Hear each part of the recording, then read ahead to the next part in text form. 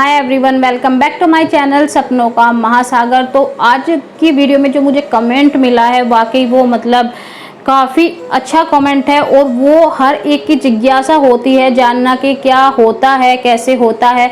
तो उस कमेंट में मुझसे उन्होंने पूछा है कि मुझे ये बताइए कि जब इंसान मर जाता है तो उसकी आत्मा सबसे पहले कहाँ जाती है, और दूसरी बात उन्होंने पूछी है कि क्या मरने के बाद हम भगवान को देख सकते हैं। तो इसी टॉपिक पे हम बात करने वाले हैं। वीडियो को एंड तक जरूर देखिएगा। अगर आपने वीडियो को एंड तक नहीं देखा तो आपको समझ में नहीं आएगा कि मैं आखिर आपको समझाना क्या चाहती हूँ। ठीक है, तो चलिए अब बात करते हैं कि जब एक इंसान मरता है तो उसकी आत्मा के साथ क्या होता है। देखिए, अगर आप आध्यात्मिक की राह पे चल पड़ते हैं तो आपको काफ़ी नॉलेज मिल जाती है। ऐसा नहीं है कि यहाँ पे नॉलेज की कोई भी कमी है, काफ़ी बुक्स है। आप गरुड़ पुराण में जाके सब कुछ जान सकते हैं कि आखिर मरने के बाद इंसान के साथ में क्या होता है। तो उससे अलग भी आप जब इस फील्ड में चल देते हैं, किसी भी फील्ड में चल जाते हैं, तो आपका माइंड हर चीज़ को अपने आप ही समझने लग जाता है, अपने आप ही जानने लग जाता है कि आखिर ऐसे क्या होता है। और आपको भी हर चीज़ के संकेत मिलते रहते हैं, जैसे कि हमेशा मेरे साथ होता है। तो चलिए अब बात करते हैं कि आखिर एक आत्मा का मरने के बाद क्या होता है। देखिए, जब कोई आत्मा मरती है सीधे भगवान के पास नहीं जाती है। भगवान के पास जाने के लिए बहुत अच्छे कर्म करने होते हैं, एक बहुत पवित्र आत्मा आपको बनना होता है, बहुत उच्च कोटि के कर्म करने होते हैं। ठीक है, अब जानते हैं कि मरने के बाद तुरंत फिर क्या होता है। देखिए, जब कोई आत्मा शरीर को छोड़ती है, जो कि सिर्फ एक वस्त्र के समान है, जिसके साथ वो कुछ सालों तक रहती है और उसको त्यागना पड़ता है। इसके बाद में अगर किसी की मृत्यु अकाल मृत्यु होती है तो उसको उस अवधि को पूरा करना होता है जिस तक कि वो शरीर उसके लिए दिया गया था। मान लीजिए आपको भगवान ने 60 साल के लिए शरीर दिया था, जो आपकी मृत्यु का टाइम उन्होंने फिक्स किया था वो 60 साल का था।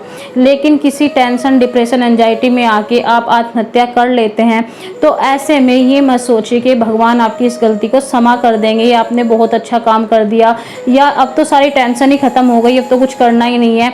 देखिए, आपको समय पूरा करना होगा जो आपके बॉडी के लिए दिया गया था। आपको एक आत्मा के रूप में आपको विद आउट बॉडी आपकी सोल को पृथ्वी पे घूमना पड़ेगा। तो आप सारी चीज़ें देखते रहेंगे, आसपास ही आप लोग रहेंगे। जब एक आत्मा बनती है तो वो आत्मा आसपास रहती है अपने घर वालों के, पहले वो अपनी बॉडी के पास ही रहती है, घूमती रहती है उसके आसपास, और उसके अंदर एक बेचैनी रहती है कि किसी तरह मैं इस बॉडी में दोबारा घुस जाऊं, जो कि नामुमकिन होता है। ऐसे में आत्मा जो 2 दिन होती है, यानी तीजे का एक दिन जिसमें कि अस्थियां सलाई जाती हैं, आत्मा हमेशा शमशान के पास रहती है। वो घर में भी नहीं आती, उसको लगता है कि किसी तरह भी मुझे मेरा शरीर मिल जाए, तो शमशान में रहती है। जैसे ही उसका तीजा होता है, जो उसकी अस्थियां होती है वो शमशानों में से उठा के सला दी जाती हैं, तो वो समझ जाता है कि अब कुछ नहीं होने वाला।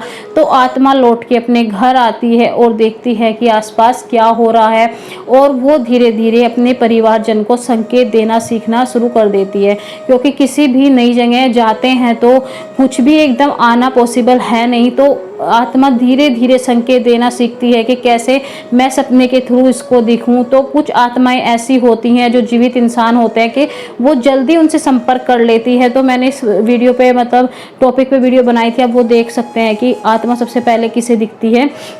तो होता क्या है कि वो धीरे धीरे अपनों को दिखाई देना शुरू हो जाती है। तो वो बताना शुरू करती है कि मैं यहीं हूँ, मुझे देखो। उसके अंदर एक बेचैनी रहती है कि किसी तरह भी मेरे परिवार वाले समझ जाए कि मैं यहाँ पे हूँ। उसके बाद में जब धीरे धीरे उसकी 13वीं होती है तो उसके बाद आत्मा को समझ में आना शुरू हो जाता है कि अब मेरी ज़िंदगी यहाँ पे नहीं है, अब मेरा ये जीवन नहीं है जो मैं आत्मा के रूप में हूँ, शायद मुझे यहाँ से ही आगे चलना है। तो जो भी उसके अच्छे कर्म होते हैं उनकी बेस पे उसको आगे बढ़ना होता है। आगे बढ़ने में उनकी हेल्प कौन करता है, जो कि उस परिवारजन में, जिस परिवार में उनकी मृत्यु हुई है उसमें पहले भी किसी की मृत्यु हुई होगी, तो वो उनकी हेल्प करते हैं।